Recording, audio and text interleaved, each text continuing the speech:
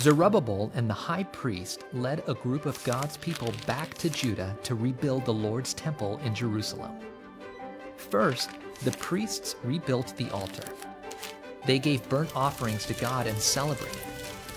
Then they laid the foundation of the temple. When the foundation was finished, the priests put on special clothes and the people praised God. They sang, "The Lord is good. His faithful love will last forever." Not everyone was happy though. Some of the older people remembered what the temple had looked like before it had been destroyed. They cried and shouted loudly.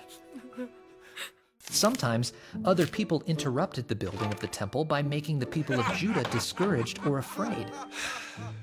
At one point, the building of the temple stopped for a while. God sent prophets to encourage the people, and they started working again. At this time, Darius, the king of Persia, ruled over the land of Judah.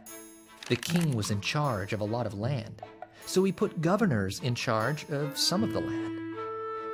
A governor named Tattenai noticed what God's people were doing. Tattenai asked the workers, "Do you have permission to rebuild this temple?" The workers said, "We do." Still, Tattenai sent a report to the king about what God's people were doing. They said King Cyrus gave them permission to rebuild this temple, Tattenai wrote. "Please search the royal records to see if this is true."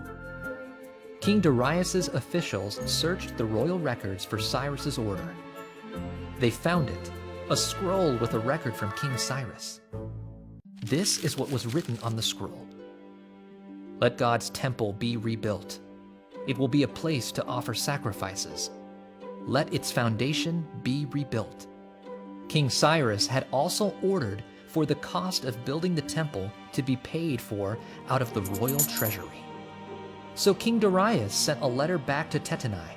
He gave this order: "Stay away from the workers in Jerusalem. Don't bother them or try to stop them. Give them whatever they need." Tattenai obeyed the king's order.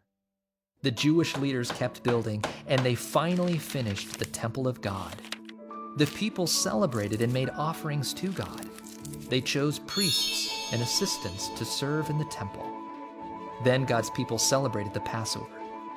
God's people were so happy. Now the temple of God was finally complete. God's people rebuilt the temple so they would have a place to worship God. Years later, God sent his son Jesus to be with his people. Now, God does not dwell with his people through the temple. Instead, God dwells directly with his people through his Spirit. Jesus provides something better than the temple. He gives us himself.